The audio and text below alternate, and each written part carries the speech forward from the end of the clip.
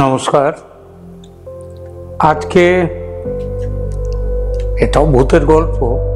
যে ভূত মানে আমরা কি বলি, আমরা ভূত মানে ওই নাকে কথা বলা টলা, এগুলো হচ্ছে ভূত বলতে আমরা শুধু এইগুলোই কথা বলি, যে যারা অদ্ভুত অদ্ভুত ভাবে সব ভয় দেখায় এবং সব বিকট ভাবে আসে, এরকম ব্যাপারে আমরা ভূতের গল্প নেই। কিন্তু ভূত কথাটার মানে কি? ভূত কথাটার মানে হচ্ছে ভূত ভবিষ্যৎ, আমরা সবাই জানি। তো ভূত ভবিষ্যৎ মানে আবার ভূতের ভবিষ্যৎও তো সিনেমা সবাই দেখছেন। ভূত মানে হচ্ছে অতীত, যে অর্থে বলা হয় ভূতের সাথে ভবিষ্যৎ কথাটা বলা হয়, ভূত ভবিষ্যৎ। ভূত মানে অতীত, আবার ভূত মানে আত্মা, প্রেতাত্মা। ইংরেজিতে যেমন বলে না, ভূত মানে হচ্ছে ঘোস্ট, আবার ভূত মানে স্পিরিট, আত্মা। আত্মা কি? আত্মা, আমরা সাধারণত এই আত্মার গল্প, ভূতের গল্প কিন্তু আসলে আত্মারই গল্প। অর্থাৎ মানুষ মরে যাওয়ার পরে সেই আত্মাটা যখন ঘুরে বেড়াচ্ছে, তাই থেকে মানুষ ভয় পায়, তাই নিয়ে মানুষ গল্প তৈরি করে। এইটা হচ্ছে ভূতের গল্প। আবার এই আত্মা কিন্তু আবার অনেক রকম ভাবে আত্মা চলে আমাদের হিন্দু শাস্ত্রে। হিন্দু ধর্মে শুধু নয়, হিন্দু ধর্মের সাথে ভারতের অন্যান্য যে বড় বড় ধর্মগুলো আছে, ভারতীয় উপমহাদেশে যাদের জন্ম, সেই ধর্ম যেমন ধর্মমতের মধ্যে আছে হিন্দু ধর্ম, শিখ, বৌদ্ধ, জৈন, এই যে ধর্ম, এরা সবাই কিন্তু আত্মায় বিশ্বাস করে। সবাই সমস্ত ধর্মেই আত্মায় বিশ্বাস করে। এমনকি শিখরা তো বলে কি জানেন তো, শিখ ধর্মে বলা আছে যে মানুষ একটা জন্মের পরে সেই আত্মা আবার জন্ম, ভালো কাজ করতে থাকে, ভালো কাজ করতে করতে তারপরে যখন তার ভালো কাজের ভাগটা যখন অনেক বেশি হয়ে যায়, তখন সেই আত্মা দেবতার আত্মার সাথে মিশে যায়। বুদ্ধদেবের কি দেখেছি আমরা? বুদ্ধদেবের পূর্বজন্মের গল্প নিয়ে তো জাতকের গল্প। অর্থাৎ আত্মা বারবার জন্মাচ্ছে, জন্মাতে জন্মাতে তার উন্নতি ঘটছে। এই হচ্ছে আত্মা, বুদ্ধদেবের আত্মা আমরা পড়েছি। আমাদের আজকের গল্প এই আত্মা নিয়ে, এবং এই আত্মা সেটা হচ্ছে, একটু আগেই বললাম যে আমাদের হিন্দু ধর্মগ্রন্থ, শিখ, জৈন, বৌদ্ধদের সবাই আত্মায় বিশ্বাস করে। কিন্তু ইসলাম ধর্ম, খ্রিস্টান ধর্ম এবং ইহুদিদের ধর্ম, এই তিনটাকে বলা হয় আব্রাহামিক ধর্ম। এরা হচ্ছে মরুদেশে জন্ম, আরবে। এখন ইসলামে কিন্তু সেখানে যদিও বলছে যে দেহকে কবর দেয়া যায়, কিন্তু আত্মাকে কবর দেয়া যায় না। আত্মা কোথায় যায়? মৃত্যুর পর আত্মা চলে যায় আল্লাহর কাছে, আল্লাহ তার বিচার করবে। এখন প্রশ্নটা হচ্ছে, ওরা আত্মায় বিশ্বাস করে না ইসলামে, কিন্তু যদি আত্মা না থাকে, দেহ তো কবরে চলে গেল, তাহলে আল্লাহ যে বিচার করবে সেটা কার বিচার করবে? সুতরাং আত্মার অস্বীকার করা হলেও আসলে আত্মার অস্তিত্ব সেখানে আছে। ইসলামে আত্মার অস্তিত্ব আছে। আবার খ্রিস্ট ধর্মে খ্রিস্টানরা বলে আত্মার অস্তিত্বে বিশ্বাস করে না। কিন্তু মজার কথাটা জানেন, পৃথিবীর যারা খ্রিস্টান, তাদের আত্মায় বিশ্বাস না করলেও সেইভাবে আত্মার ব্যাপারটা কিন্তু তারাও অস্বীকার করতে পারেনি একেবারে। খ্রিস্টানরা কি বলে? তারা বলে কোনো মানুষ যখন মরে যাওয়ার পরে তাকে যখন কবর দেয়া হয়, আত্মাও তার সাথে সাথে কবরে থেকে যায়। এটা খ্রিস্ট ধর্মের কথা, কবরে থেকে যায়। কিন্তু মনে রাখতে হবে, খ্রিস্টানদের আমরা রেজারেকশনের কথা শুনেছি, যিশুর পুনর্জন্মের কথা। যিশু তো মরে যাওয়ার পরে বাইবেলে বর্ণিত আছে, আবার কয়েকদিন পরে যিশু পুনর্জীবন লাভ করেন। এই পুনর্জীবন আত্মা তার, যদিও এখানে দেহ যিশুর দেহেই ফিরে এসেছিল, অন্য কোনো দেহে যায়নি, কিন্তু শুধু ভারতের ধর্মগুলো নয়, সারা পৃথিবীতে, এমনকি ইসলামদের মধ্যে যারা শিয়া এবং আরো কিছু সম্প্রদায় আছে, তারা কোরআনে যাই বলুক, তারা কিন্তু আবার আত্মার অস্তিত্বে বিশ্বাস রাখে। খ্রিস্টানরা আত্মার অস্তিত্বে বিশ্বাস করে না বলে, কিন্তু আমেরিকায় দেখা গেছে 31% লোক তারা মনে করে আত্মার পুনর্জন্ম হয়। আর আমাদের হিন্দুদের, আমাদের মধ্যেও আত্মার পুনর্জন্মের কথা আছে। এই পুনর্জন্মের কথা, অর্থাৎ এই জন্মে একটি মানুষ মরে গেল, সেই আত্মাটা আবার অন্য কারোর গর্ভে যখন কোনো মানুষ থাকে, কোনো মায়ের গর্ভে যখন সন্তান থাকে, অনেক সময় আত্মা তার ভেতরে চলে যায়। আমরা মহাভারতে অভিমন্যুর কথাটা ভাবুন তো। অভিমন্যু যখন মায়ের পেটে ছিল, তখন সে মায়ের কাছ থেকে চক্রব্যূহ ভেদ করার গল্প সে শুনেছিল, কিন্তু ভেতরে যাওয়ার, চক্রব্যূহ ভেদ করে ভেতরে যাওয়ার গল্প অর্জুন যখন তার স্ত্রীকে বলেছিলেন, অভিমন্যু শুনেছিলেন, কিন্তু কি করে বেরিয়ে আসতে হয় সেই মন্ত্রটা শোনেনি, বলা হয়নি। সেদিন অর্জুন বলেননি, অভিমন্যু শুনতে পায়নি। তারপরে অভিমন্যুর জন্ম হলো। অভিমন্যু যখন বড় হলো, মহাভারতের যুদ্ধ শুরু হলো, এবং তারপরে অভিমন্যুকে মারবার জন্য যখন বড় বড় 7 জন সেনাপতি, সমস্ত সেনাপতিরা যখন তাকে ঘিরে ধরল, অভিমন্যু তাদের ভেদ করে তাদের ভেতরে ঢুকলেন, লড়াই করলেন, কিন্তু তারপরে কি করে বেরিয়ে আসবেন, প্রচুর বিরোধী বিপক্ষের সৈন্যকে হত্যা করলেন, কিন্তু বেরিয়ে আসার মন্ত্রটা জানতে পারেননি। তাহলে এই গল্পের থেকে, এবং তার মৃত্যু হয়, এই গল্পের থেকে কি বোঝা গেল? বোঝা গেল মায়ের পেটে যখন কোনো সন্তান থাকে, তখন সে একেবারে যে নির্বিকার হয়ে থাকে তা নয়। মায়ের অনেক কিছু ভালো লাগা, মায়ের শোনা অনেক কিছু বোধহয় তার মস্তিষ্কে যে কোনো জায়গায় সেগুলো সব প্রবেশ করে যায়, আমরা দেখতে পাই না, কিন্তু হয় এগুলো। আমাদের গ্রামগঞ্জে না, ছেলেবেলায় দেখা যেত যে মহিলার সন্তান হবে, তার ঘরের মধ্যে খুব সুন্দর কোনো কৃষ্ণ ঠাকুরের মূর্তি রাখা হতো, তার ছবি রাখা হতো। কেন রাখা হতো? কৃষ্ণের আশীর্বাদের জন্য, অবশ্যই সেটা একটা কারণ, কিন্তু তার থেকে বড় কারণটা কি? আমার সন্তান যেন এরকম রূপবান সন্তান হয়। তো এই যে এখান থেকে তাহলে আমরা কি আসছে, আমরা দেখতে পাচ্ছি আত্মার এই পুনর্জন্মের একটা ব্যাপার, অর্থাৎ আত্মা মরে না, ফিরে ফিরে আসে, এবং সে তার আগের জন্মের কথা সবার মনে থাকে না।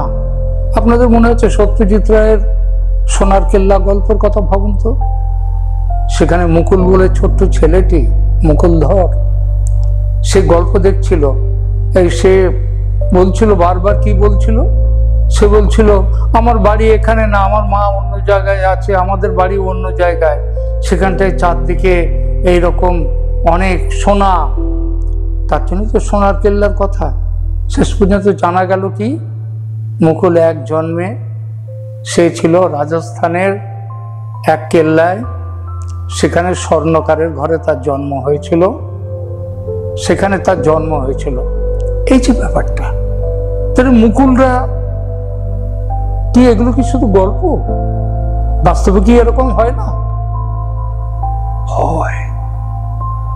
এইরকম হাজার হাজার হাজার হাজার মানুষ, তারা তাদের পূর্বজন্মের কথা বলেছে, মনে পড়েছে, পরজন্মে এসেও বলতে পারেনি আগের জন্মের কথা। আর এগুলো শুধু যে আমাদের হিন্দুদের মধ্যে হচ্ছে, ভারতে হচ্ছে তা নয়, সারা পৃথিবী জুড়ে হচ্ছে, সারা পৃথিবী জুড়ে।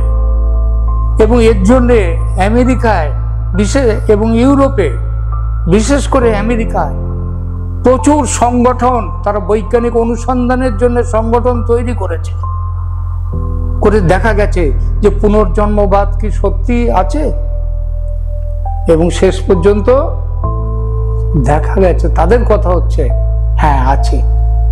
এমন কিছু অদ্ভুত ঘটনা আছে। কেউ বলেছেন যে সে বিশ্বযুদ্ধের সময়, একটা বিরাট যুদ্ধ হচ্ছিল, সে প্লেন চালাচ্ছিল, তারপরে বোমা পড়ে, প্লেন ভেঙে পড়ে, তারপর তার মৃত্যু হয়। সে সেই প্লেনের ড্রাইভার ছিল, পাইলট ছিল। এইরকম অনেক অজস্র কথা। কিন্তু অনেক সময় দেখা গেছে কি জানেন তো,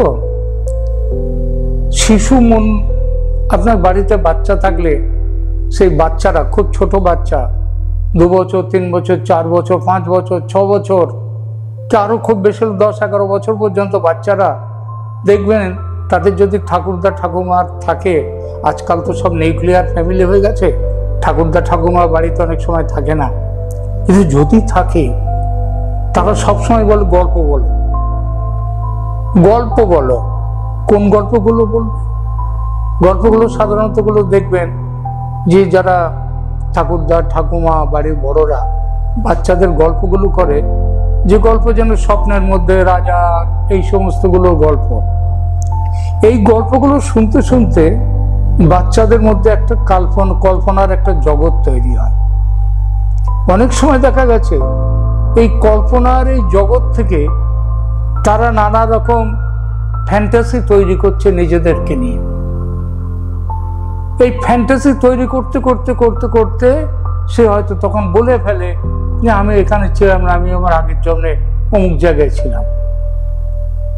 বেশিরভাগ ক্ষেত্রে বাড়ির লোকরা এগুলো বিশ্বাস করে না, এসে উড়িয়ে দেয়। আবার কেউ কেউ যখন খুব বেশি বলতে শুরু করে, এই মুকুলের মতো, তখন কি তাকে নিয়ে সেইখানটায় যায়, চলো তো দেখে আসি তো সত্যি সত্যি। এখানে যেমন ডক্টর হাজরা, তাকে নিয়ে যাচ্ছিলেন যে সেইখানটায়, যে ও যে কথাগুলো বলছে সত্যি সত্যি সেগুলো আছে কিনা। ডক্টর হাজরা কে ছিলেন? উনি পুনর্জন্ম ইত্যাদি নিয়ে উনি চর্চা করতেন, এগুলো সত্যি কথাটা দেখবার জন্য। এবং সব থেকে অবাক কথা কি জানেন, সমীক্ষায় দেখা গেছে 39% আমেরিকার 39 জন খ্রিস্টান, তারা কিন্তু বিশ্বাস করে পুনর্জন্ম বলে কিছু আছে। আবার এই 39 জনের মধ্যে 39 জন আমেরিকান তারা বিশ্বাস করে, এবং তাদের মধ্যে 29 জন হচ্ছে খ্রিস্ট ধর্মের লোক। অর্থাৎ বাকি যে 10 জন, সারা পৃথিবী থেকে বিভিন্ন ধর্মের মানুষ তো আমেরিকা গেছেন, তারাও বিশ্বাস করে। আর 29 জন খ্রিস্টান আমেরিকার, তারা বিশ্বাস করে পুনর্জন্ম বলে বিষয় আছে, পুনর্জন্ম উড়িয়ে দেয়া যায় না। দেখুন, অনেকেই বলবে যারে পুনর্জন্ম গুলো গাঁজা, এগুলো গাঁজার গল্প বলছে। আচ্ছা, টমাস এডিসনের নাম, বিখ্যাত বিজ্ঞানী টমাস এডিসন, তিনি নিজে ছিলেন পুনর্জন্মে বিশ্বাসী। এই যে হেনরি ফোর্ড গাড়ির কথা আমরা বলি না, এই হেনরি ফোর্ড বিখ্যাত শিল্পপতি, যে মোটর গাড়ির শিল্পে যিনি বিপ্লব এনেছিলেন, তিনি নিজে ছিলেন পুনর্জন্মে বিশ্বাসী। এইরকম বহু বহু বিখ্যাত মানুষ পৃথিবীর, তারা পুনর্জন্মে বিশ্বাস করতেন। আমরা আজকে এই বিখ্যাত সবার কথা, তাদের কথা ছেড়ে দিয়ে আমরা এমন একজনের কথা নিয়ে আজকে আলোচনা করব, গল্পের মতো। মুকুল সোনার কেল্লায় সব শেষে সে কলকাতার বাড়িতে ফিরে আসবার জন্য ব্যাকুল হয়ে উঠেছিল। আমরা আজকে যার কথা বলবো, তিনি ব্যাকুল হয়েছিলেন কি? তিনি ব্যাকুল হয়েছিলেন তার পুনর্জন্মের যে জগৎ, পূর্বজন্মের যে জগৎ, সেই জগতে থাকতে। অর্থাৎ পূর্ব জন্মের জগৎটাই ছিল তার কাছে বড় জগৎ। তিনি সেটাকে বিশ্বাস করতেন। তিনি বেঁচে থাকতে চেয়েছিলেন সেই জগতে। তিনি একজন মহিলা। ভারতের দিল্লিতে তার জন্ম হয়েছিল। নাম তার শান্তি দেবী। এই শান্তি দেবী গল্পে আসছে, গল্পের থেকেও বড় তার জীবন। শান্তি দেবীর ঘটনা সত্যি কিনা, ও যে কথাগুলো বলছে সেগুলো সত্যি কিনা দেখবার জন্যে ব্রিটিশ আমল, সেই সময় মহাত্মা গান্ধীর নির্দেশে একটা কমিশন বসেছিল যে তোমরা বিচার করে দেখো যে ও সত্যি কিনা। তোমরা বিচার করে দেখো ওর পূর্বজন্মের যে দাবিগুলো করছে সেই দাবিগুলো কতটা সত্যি, তোমরা বিচার করে দেখো। এবং সেই কমিশন তদন্তের শেষে জানিয়েছিল পুরো সত্যি। শান্তি দেবী জীবনে বহু বছর বেঁচে ছিলেন, কিন্তু তিনি বিয়ে করেননি। তিনি বলতেন আমার স্বামী, আমার ছেলে তারা আছে, তাদের সাথে কি হয়েছিল আমরা আসব সেই গল্পে। পুনর্জন্মের সারা পৃথিবীব্যাপী যত ঘটনা ঘটেছে তার মধ্যে এই ঘটনার মতো এমন সত্যি এবং এমন আশ্চর্য ঘটনা আর কোনোদিন কারো ক্ষেত্রে ঘটেনি। আজকে আমরা বলবো সেই শান্তি দেবীর গল্প। 12ই ডিসেম্বর 1926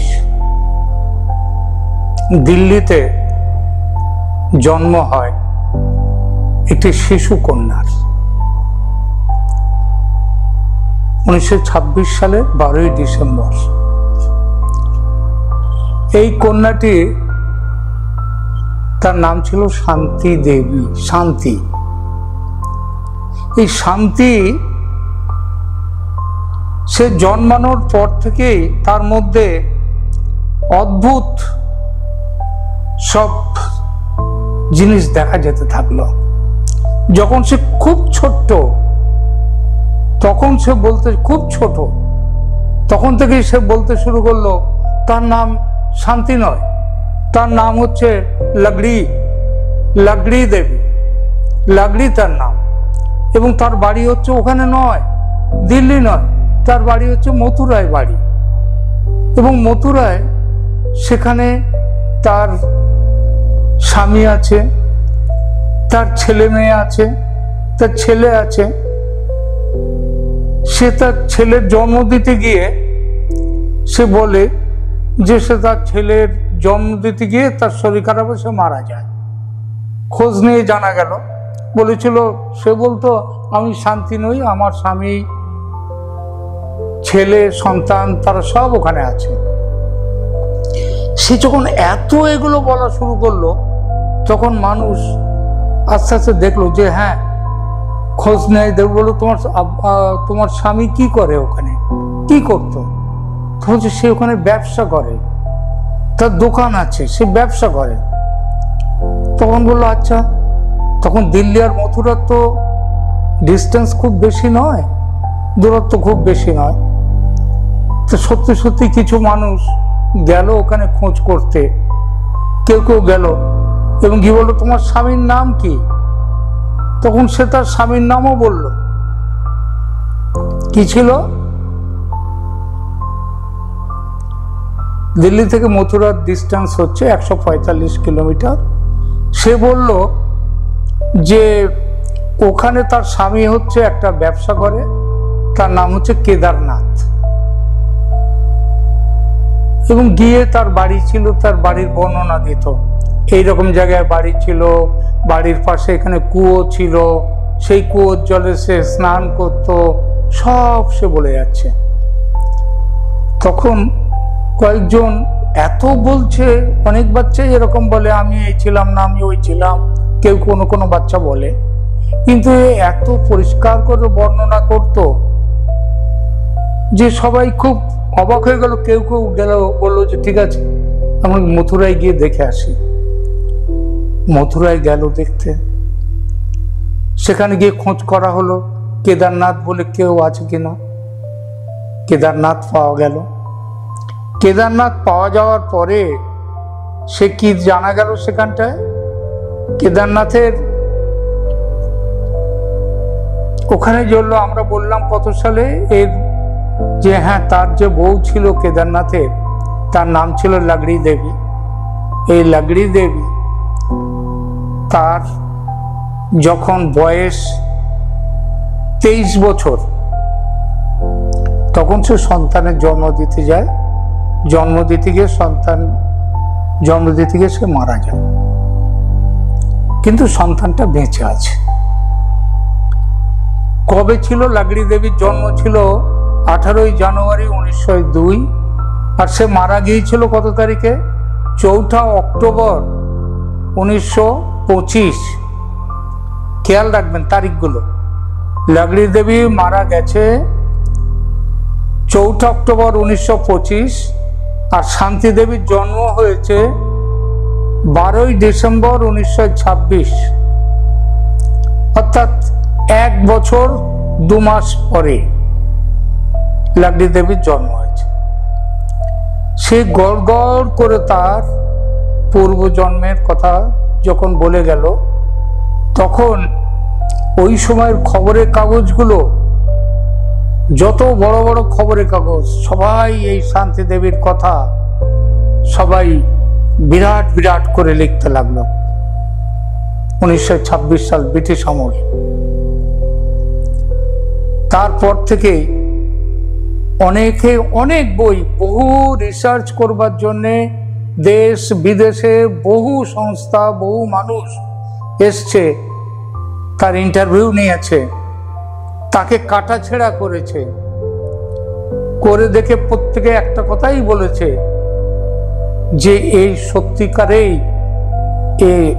যে ঘটনাগুলো বলছে এ সত্যি ওই জন্মের লাগড়ি দেবী ছিল।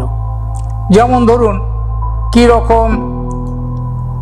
কিরকম ভাবে করা হয়েছে, সমস্ত লোকজন নিয়ে যখন খবরের কাগজে চারদিকে প্রচার হয়ে গেছে, তখন করা হয়েছে কি, কেদারনাথ মানে তার আগের জন্মের স্বামী,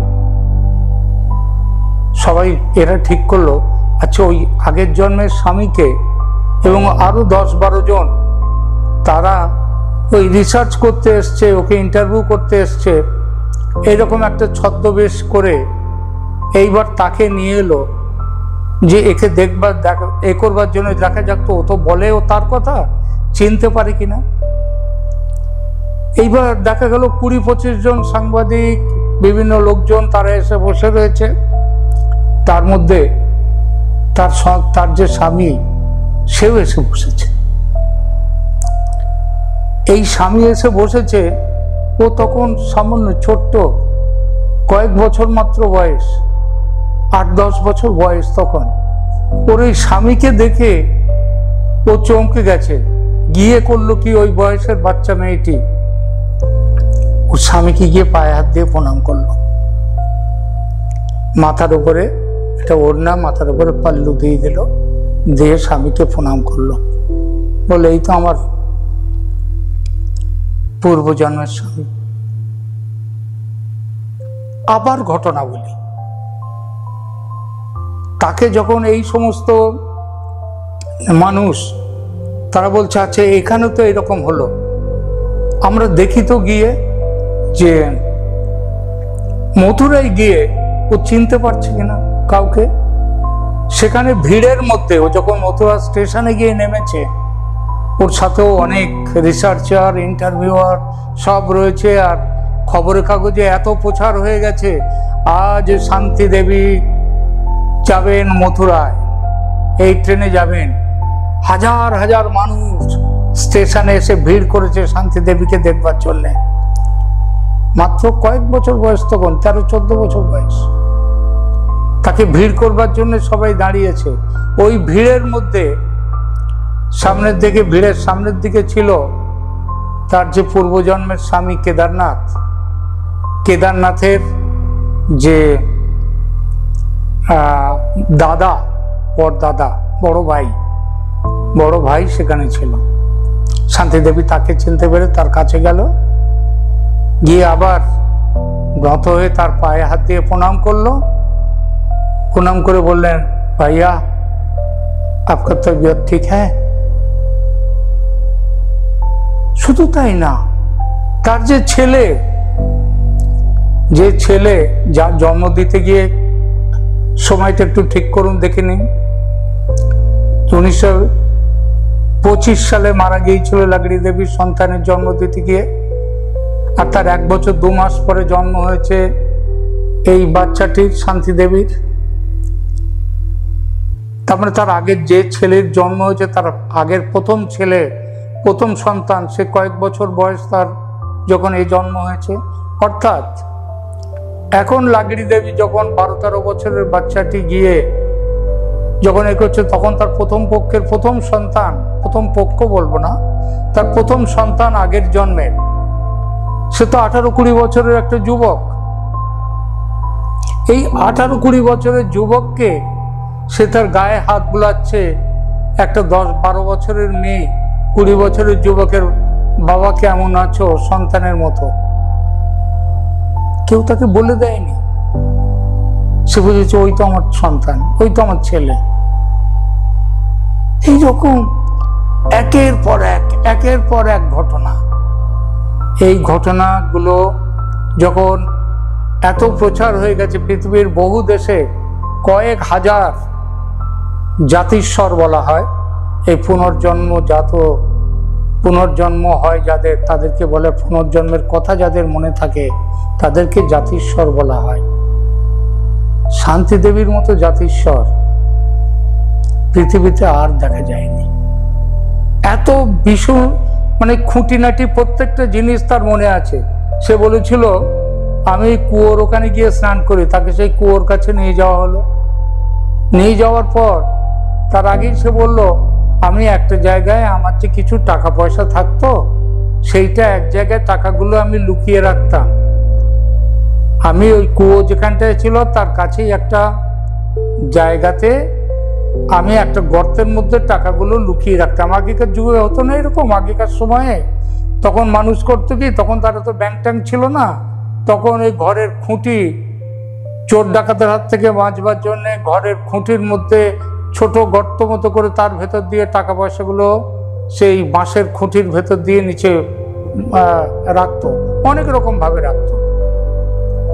তো লাকড়ি দেবী বললেন যে আমার এইখানটায় এরকম টাকা রাখা ছিল। গেল টাকাগুলো খুঁজতে, গিয়ে দেখা গেল টাকা নেই সেখানে, টাকা নেই সেখানে। এই তো টাকা তো নেই। বললে নেই, কেউ নিয়েছে। ওর যে স্বামী ছিল কেদারনাথ, সে বলল হ্যাঁ আমি এখানটায় কি যেন করতে গিয়ে হঠাৎ দেখি এই জায়গাটার ভেতরে এরকম টাকা রয়েছে। আমি তখন সেই টাকাগুলো আমি পেয়েছিলাম, এবং কত টাকা সেটাও কিন্তু রেখেছিল লাকড়ি, সেটা কিন্তু শান্তি দেবী বলে দিল আমি এত টাকা রেখেছিলাম। যখন চারদিকে যখন এইরকম হচ্ছে, তার যত আত্মীয় স্বজন, আগের জন্মের আত্মীয় স্বজন, সবার কথা তার মনে আছে। এবং সব থেকে অবাক লাগলো যখন বলল, শান্তি দেবী কে জিজ্ঞেস করা হলো তোমার সাথে তোমার স্বামীর যে কথাগুলো হয়েছে, তোমার কিছু স্মৃতি মনে আছে, যে স্মৃতিগুলো তোমার এবং তোমার স্বামী ছাড়া আর কেউ জানে না? তখন ও বলা শুরু করলো, আমরা এই ব্যাপারে কথা বলেছি। আমার যখন বিয়ে হয়েছিল তখন আমাকে কি জিজ্ঞেস করেছিল, রাত্রে কি কথা হয়েছিল, আমার স্বামী আমাকে কি দিয়েছিল আলাদা করে। অনেকে হয় না বিয়ের সময় একটা বাড়ির থেকে যা সোনা দিয়ে দেয়, কিংবা যে গহনা দেয়, কিংবা কোনো দান সামগ্রী দেয়, সেগুলো তো আলাদা। আবার স্বামী আবার বিয়ের রাত্রে আলাদা করে স্ত্রীর জন্যে তার নিজের মতো করে কিছু দেয়, যেগুলো তো টাকা পয়সার দিক দিয়ে তার দাম নেই। মানে বড় কোনো সোনা হিরে মুক্ত নয়।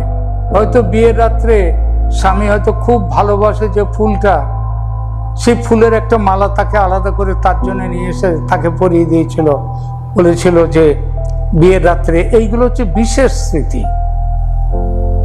সেগুলো বলল এক এক করে, এবং তার স্বামী কেদারনাথ সেগুলো বিশ্বাস করলো, বলল যে হ্যাঁ সব ঠিক বলেছে।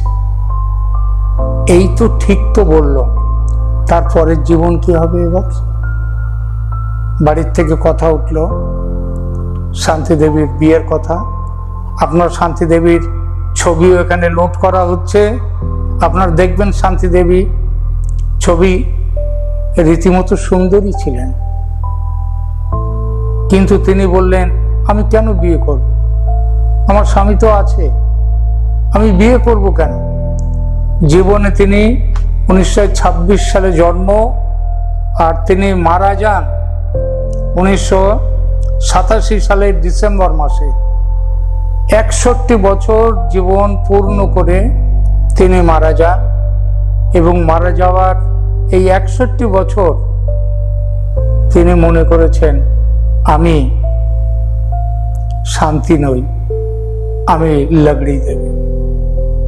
সারা পৃথিবীতে বহু বহু পুনর্জাত পুনর্জন্মের রিইনকার্নেশনের গল্প শোনা যায়, কাহিনী শোনা যায়, কিন্তু এত খুঁটিনাটি বিষয় দিয়ে কাউকে বিচার করা হয়নি।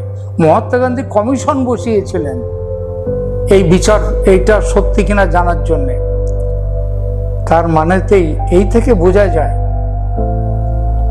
যে সারা পৃথিবীব্যাপী কি বিপুল সাড়া পেয়েছিল। এরপরে যারা পুনর্জন্মে, যাদের বিশ্বাস নেই, তারা কি বিশ্বাস করবেন? বলা যায় না। বিশ্বাস মানুষ ভেদে এগুলো হয়। আর পুনর্জন্মের এমন কাহিনী তো সচরাচর পাওয়া যায় না, সুতরাং কেউ বলবেন পুনর্জন্ম আছে, কেউ বলবেন পুনর্জন্ম নেই, কিন্তু তারা মনে মনে একটা কথা তাদের মানতে হবে, আমাদের বেদে বলে গেছে, আমাদের ধর্মগ্রন্থে বলে গেছে যে দেহ মৃত্যুর পর শুধু দেহ পাল্টানো হয়, আত্মা মরে না, অবিনশ্বর। সেই আত্মার কখনো মৃত্যু নেই। মৃত্যু নেই যে আত্মা, সেই আত্মা ঘুরে ফিরে আসে, কখনো মানুষের শরীরে, তার শরীরে আসে, আবার কখনো আমরা সেভাবে আসে না, আসতে পারে না, হয়তো অনেক বাধা থাকে। পৃথিবীর সবকিছু নিয়মকে আমরা জানি না। ঈশ্বর অনেক কিছু নির্দিষ্ট করে রাখেন তার মতো করে। ধন্যবাদ।